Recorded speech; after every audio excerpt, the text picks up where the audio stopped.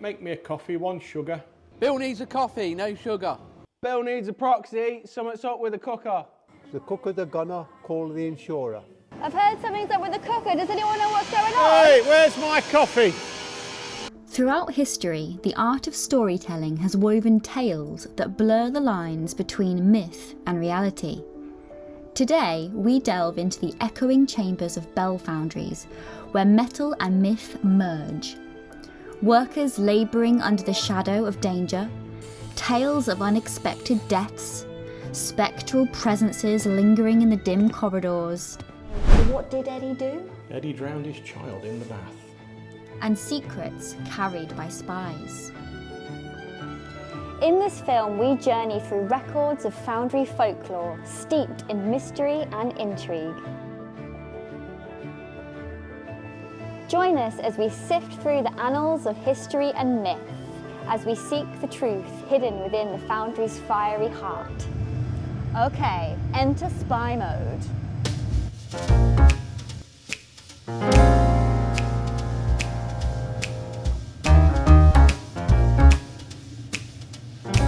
In the heart of England during the golden age of bell foundries, a tale of intrigue and rivalry unfolded between 2 legendary foundries.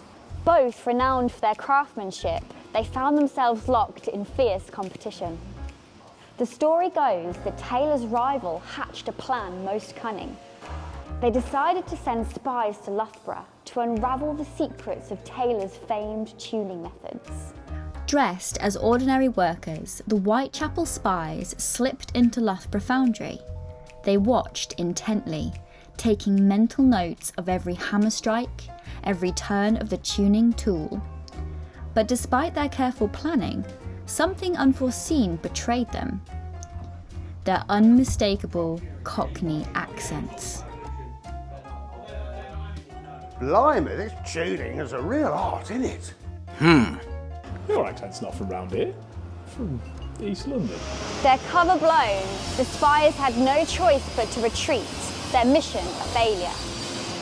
They returned to London, not with the secrets of Taylor's tuning methods, but with a tale of their own. A tale of how their Cockney roots had given them away in a game of industrial espionage.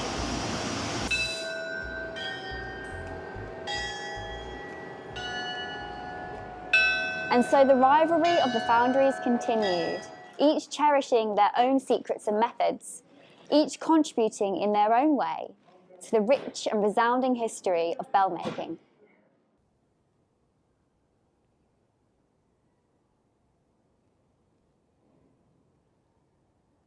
So Caitlin, do you think we can get one of your guys up on that beam so we can reconstruct how the foreman would balance up there in Victorian times?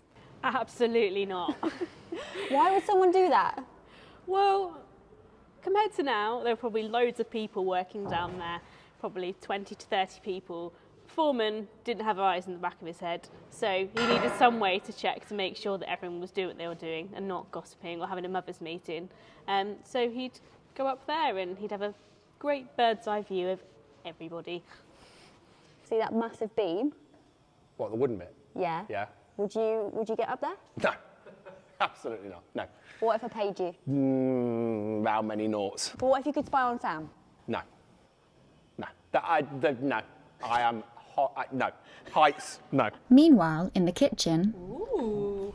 Did you know that they used to send kids actually into the big wall furnaces to clean them out? What about that poor man that fell through the clock tower? Ow! I heard the other day that in the old skipyard there was a skeleton found of a wife of one of the workers here.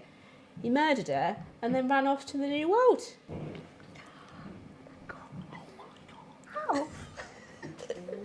The version I heard was that John William was so against having women work here during the First World War that the second the war ended, he actually fired all the shell girls who'd come in, including his own daughters. What? Harsh.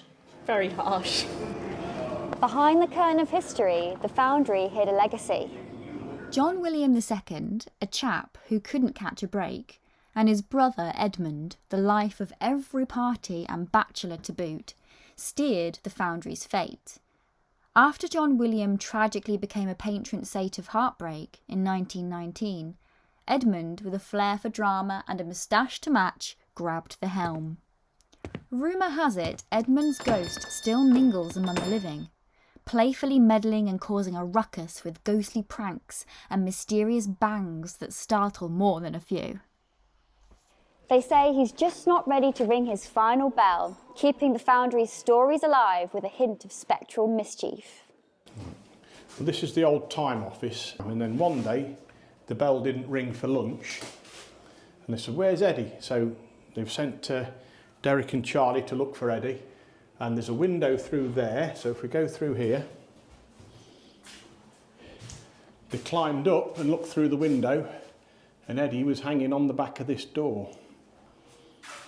And people have all said that when you come in here, you can feel sort of a weight on top of you, like it's pressing you down, and we can only imagine that's Eddie. So hang on, what did Eddie do? Eddie drowned his child in the bath. Oh God, okay. It's one of these houses where the alleged murder took place. I don't believe a word of it, but it is a good story. Obviously these were cottages, you can see where the door was. Yeah. So what happened here? What happened here was, allegedly, there's a man and his wife. They didn't seem to be getting along so very well. But anyway, he said to his friends, "We're making a new start. We're going to Australia. We're making a new start. The wife's gone on ahead to sort everything out, and I'm following her in a couple of weeks' time." And he duly finished his job, left, waved everybody off, disappeared into the wild blue, never to be seen again. So obviously new tenants moved into the house when the summer was over, and they really started to eat into the coal. They got to the back of the coal shed, and there was the wife.